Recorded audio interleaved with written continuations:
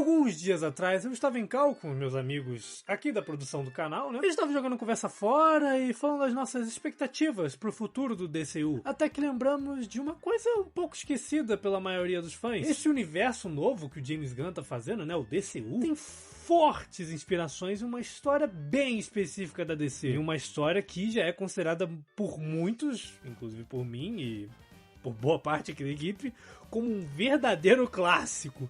E meu amigo, se essa história estiver sendo tratada da forma como nós aqui do canal estamos pensando, pode vir uma pedrada das boas por aí. Mas no final de tudo, de que história a gente tá falando? Eu sei que se você não é dos quadrinhos, você pode estar meio perdido com esse nome, apesar de existir um filme animado adaptando essa história.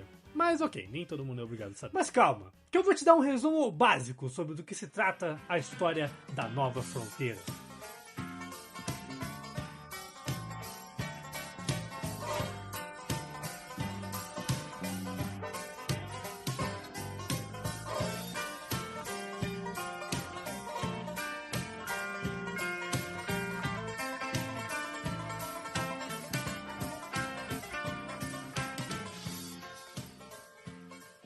Primeiro de tudo, essa é uma história que busca homenagear tanto a Era de Ouro, tanto a Era de Prata dos super-heróis, quanto também servir como uma transição entre essas duas eras. Tanto que essa história não se passa no universo convencional da DC, e sim em um universo alternativo, onde toda a história se passa dos anos 40 até os anos 60. É uma história que se aprofunda muito nos problemas daquele tempo. E, infelizmente, algumas dessas coisas ainda... Alguns desses problemas ainda estão conosco. Mas, falando sobre a história em si, como eu já disse, ela se passa entre os anos 40 e os anos 60. E é difícil resumir a história de Nova Fronteira, porque não é só uma coisinha ali.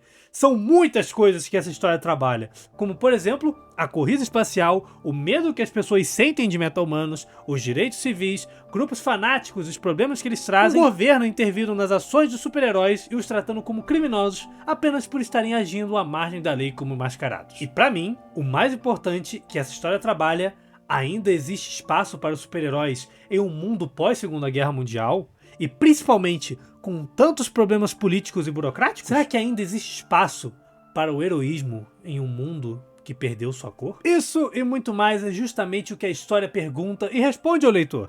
Mas ok. Você deve estar se fazendo uma pergunta. Ok, entendi. Que a história é boa e trabalha muito bem os seus conceitos. Mas o que raios ela tem que vai servir pro DCU? Bom... Atualmente no DCU estamos presenciando o começo de uma tensão entre as pessoas comuns e os meta-humanos. E principalmente o governo dos Estados Unidos já está demonstrando estar bem incomodado com o problema dos meta-humanos. O James Gunn disse que antigamente nesse universo não existia tantos meta-humanos. Porém agora, nos tempos presentes, como no filme do Superman, começou a brotar um monte. Eles viraram um problema para as pessoas, porque são indivíduos super poderosos sem nenhum tipo de vigilância. Isso tá começando a te lembrar alguma coisa? Fora isso, que após o final da segunda temporada do Pacificador, fica claro que o governo dos Estados Unidos já tá tomando precauções contra os meta-humanos, sejam eles heróis ou vilões. E a coisa fica ainda mais clara quando você lembra que na segunda temporada do Creature Commandos, vamos ter como um dos protagonistas o Capitão Átomo, que se você não sabe, esse é um soldado dos Estados Unidos, que após um experimento que me deu meio errado, né? Ele virou esse cara super forte que em algumas histórias o governo deixa ele quase como um cão de guarda pra ir atrás dos meta-humanos. Meta-humanos pesados, como por exemplo o Superman. Tanto que uma das cenas mais famosas do Capitão Átomo é ele sendo esculachado de porrada pelo Superman. E depois as outras cenas famosas são eles explodindo, que é só isso que ele faz. No primeiro episódio, né? No primeiro episódio. Tá. Percebem agora que tá tudo se encaminhando pra uma guerra entre os meta-humanos e os humanos? Isso me lembra duas histórias. Nova Fronteira e o clássico dos clássicos, Reino da Manhã. Mas, para um grande conflito desses, precisamos de um grande vilão à altura para ferrar ainda mais as coisas que já estão ferradas nessa briga de meta-humanos e humanos, não é? Eu lhes apresento, então, aquele que não deve ser nomeado. Não é você, Voldemort. Vai pro Harry Potter. É o Centro! Eu não sei nem como explicar direito o quão foda esse vilão pode ser numa cena de ação em live action.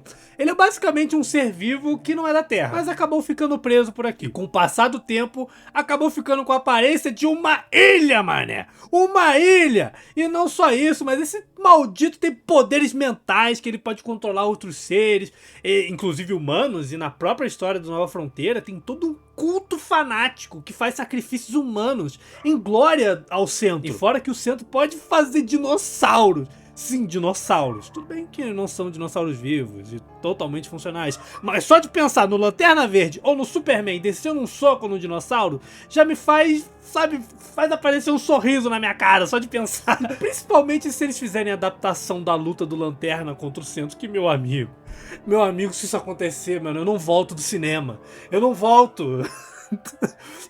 A última vez que os meus entes queridos vão me ver são eu saindo de casa pra ir pro cinema e eu não vou voltar mais, porque eu vou morrer de coração. E digo mais, eu não ficaria surpreso se a primeira pista para o centro fosse dada na série dos Lanternas Verdes. Até porque essa série tá com cara de que vai ter um culto fanático no meio daquela cidade toda, hein? Mas sério, o James Gunn já falou há muito tempo atrás, naquele primeiro vídeo dele falando a ordem, né, e os projetos que vão vindo do DCU, ele falou que a primeira pista para o primeiro evento desse universo DC seria mostrada na série dos Lanternas. Então, aqui estou eu, teorizando como o bom maluquinho que eu sou. Eu não acho que eles vão adaptar um por um da Nova Fronteira, e sim apenas pegar alguns conceitos e arcos que existem naquela HQ. Aliás, o primeiro capítulo desse universo cinematográfico se chama Deuses e Monstros, e em Nova Fronteira tem um capítulo chamado Deuses e Monstros. Tá tudo batendo, querido. Eu sou melhor que o Ei Nerd aqui. Pelo menos eu leio as HQs, né? Eu genuinamente espero que venha alguma coisa boa com Nova Fronteira. Nova Fronteira é uma excelente história. Recomendo demais, cara.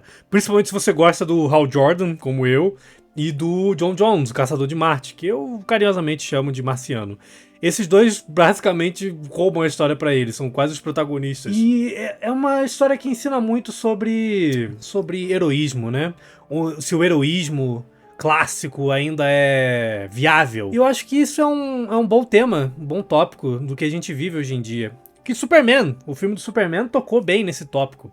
Sobre o que o heroísmo ainda tem pra dar, né? Será que ser uma pessoa boa ainda vale alguma coisa? Ainda vale a pena? E a resposta é sempre sim. E é por isso que eu amo os super-heróis.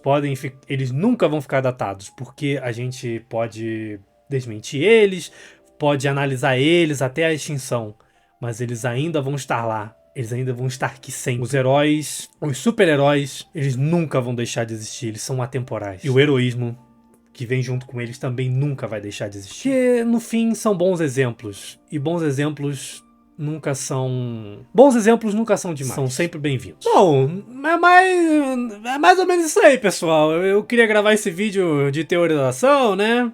Queria gravar esse vídeo teorizando e tudo mais. Se vocês gostaram desse tipo de vídeo, né? Deu dando de maluco aqui sobre o rumo que o DCU tá caminhando, eu posso trazer mais esse tipo de vídeo. Até porque quase todo dia eu tô teorizando coisa aqui com meus amigos. Bom, eu espero que vocês tenham gostado. Qualquer dúvida, deixem aqui nos comentários. Deixem o like e se inscrevam. Fiquem bem, pessoal. Até o próximo vídeo. Tchau! Planeta Diário. Heróis. Os pioneiros abriram mão de segurança, de conforto e às vezes de suas vidas para construir um novo mundo aqui no Ocidente. Estavam determinados a tornar este novo mundo forte, livre e um exemplo para o mundo. Alguns dizem que esses esforços estão superados, que todos os horizontes foram explorados, que todas as batalhas foram vencidas, que não mais existe uma fronteira americana. Estamos hoje à beira de uma nova fronteira. Uma fronteira de oportunidades e perigos desconhecidos. Para além dessa fronteira, estão áreas não mapeadas da ciência e do espaço. Problemas não solucionados de guerra e paz. Bolsões obscuros de ignorância e preconceito. Peço a cada um de vocês que sejam pioneiros nessa nova fronteira.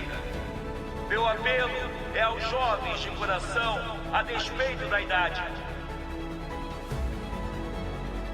Conseguiremos nos conduzir por uma era na qual testemunharemos não só novas descobertas em armas de destruição, mas também uma corrida pelos domínios do céu e da chuva, do oceano e das marés, do espaço sideral e do interior da mente humana.